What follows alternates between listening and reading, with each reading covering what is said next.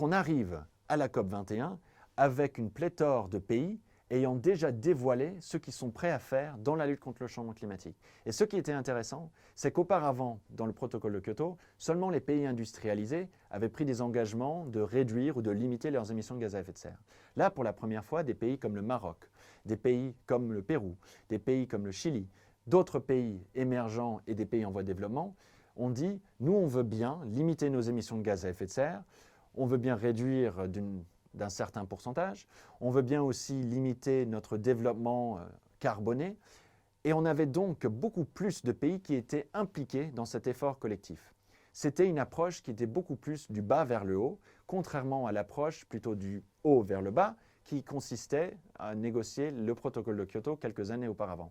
Et ce changement dans les négociations sur le climat est très important entre cette approche du top-down, comme on dit en anglais, et du bottom-up. On a eu ces pays qui se sont tous mobilisés avec le monde économique, le monde des investisseurs, les personnalités, la communauté scientifique et les ONG pour que la COP21 soit une réussite. Et la présidence de cette COP21, Laurent Fabius, qui était président de la COP21 et donc la France, a fait en sorte d'avoir une approche très concertée pour que tous les pays puissent s'exprimer et que ce soit l'aboutissement d'un consensus le plus ambitieux possible. Est-ce que ce fut le cas? On arrive à la COP21 et après 2 semaines, on aboutit à cet accord universel contraignant sur le climat qui dit que, comme nous le dit le GIEC, il faut que nous fixions l'objectif de 2 degrés de réchauffement planétaire d'ici 2100 par rapport à 1850 avant l'ère industrielle.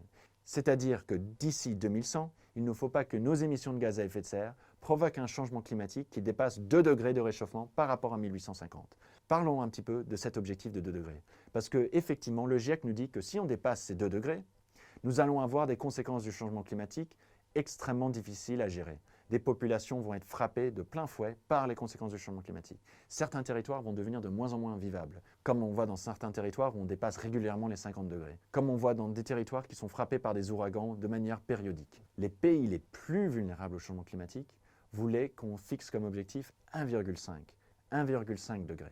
Pourquoi on parle de 1,5? Parce que le consensus scientifique est que si on dépasse ces 1,5 degrés, les pays les plus vulnérables, c'est-à-dire les îles, pourraient disparaître à horizon de 30, 40, 50 ans. C'est-à-dire que rien que 1,5 degré, nous pourrions avoir d'ici la fin du siècle une hausse du niveau de la mer de plus de 1 mètre et donc des pays qui littéralement disparaissent, ce qui serait une première dans l'existence de l'humain, au moins dans ce que nous enregistrons, des pays qui disparaissent et donc des migrations de population. Et c'est pour ça que nous commençons à vraiment parler de migration de population à cause des conséquences du changement climatique, à cause de catastrophes naturelles, par exemple. Une étude est sortie sur l'Atlas des migrations environnementales en 2015 qui disait que 26 millions de personnes devaient migrer chaque année à cause des catastrophes naturelles. Les catastrophes naturelles, encore une fois, ne sont pas seulement dues au changement climatique, mais sont exacerbées par le changement climatique. Donc on est en 2015, on fixe cet objectif de 2 degrés et on dit si possible 1,5. Alors c'est l'euphorie, c'est un grand moment de la coopération internationale sur le climat, c'est un pas en avant dans la lutte contre le changement climatique et c'est un signal envoyé au monde économique que l'énergie fossile, nous devons en sortir.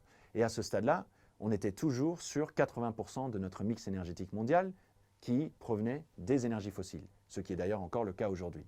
Et c'est là où je veux en venir, c'est que depuis 2015 et la COP21, nous avons eu des avancements dans les négociations, mais pas trop. Nous avons eu malheureusement encore plus de preuves scientifiques que le changement climatique est en train de frapper des territoires dans le monde entier. En 2016, les négociateurs se rassemblent au Maroc, à Marrakech, pour la COP22. Mais qu'est-ce qui vient de se passer? Aux États-Unis a été élu un climato-sceptique qui parle très très haut, qui s'appelle Donald Trump. Et Donald Trump a marqué toute cette négociation sur le climat à Marrakech sans même y être. La COP22, pas grand-chose s'est passé, même si là on se disait la COP21 c'était le lancement, maintenant il faut mettre en œuvre cet accord. La COP22 a été marquée par ce point noir des négociations sur le climat qui est l'élection de Donald Trump. On avait un accord historique, on était enfin en avant, on était enfin sur de bons rails pour traiter un problème qui est si structurant dans notre économie et dans nos vies, et Donald Trump qui dit ne pas croire au changement climatique, qui dit même que c'est quelque chose d'inventé par les Chinois pour affaiblir l'économie américaine. La Chine, qui est connue pour les milliers de manifestations chaque année contre la pollution de l'air, de l'eau et des sols, qui certes n'est pas le même phénomène que le changement climatique, mais ce sont les mêmes sources de pollution, cette Chine-là aurait inventé le changement climatique pour affaiblir l'économie américaine. C'était Donald Trump qui envoyait ce signal très négatif envers la communauté internationale. Un rapport est sorti du GIEC très récemment en disant 1,5 degré, c'est presque impossible d'y atteindre. C'est-à-dire que cet objectif que nous avons fixé à Paris, moins de 3 ans après, on est en train de réaliser que c'est presque inatteignable. Une année après, c'est le Fidji qui présidait les négociations sur le climat, à Bonn en Allemagne, siège de la Convention cadre des Nations Unies sur le changement climatique, parce que le Fidji n'était pas vraiment capable d'accueillir un si grand événement.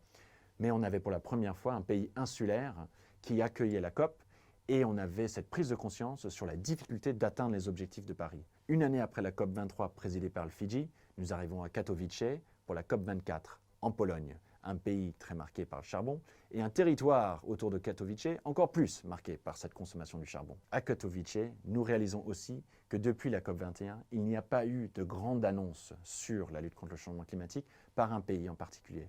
Au contraire, nous avons eu l'élection de Bolsonaro au Brésil, qui est lui-même un climato-sceptique. Nous avons Justin Trudeau, Premier ministre du Canada, qui avait aussi déçu énormément d'associations sur l'environnement en validant quelques oléoducs qui allaient transporter du pétrole, notamment de sable bitumineux. Nous avons eu en Australie une stagnation de la politique nationale de décarbonation de la société, ainsi une pauvreté en matière de volonté politique à l'échelle internationale en 2016, 2017, 2018. En 2019, qu'est-ce qui se passera à la COP25 ?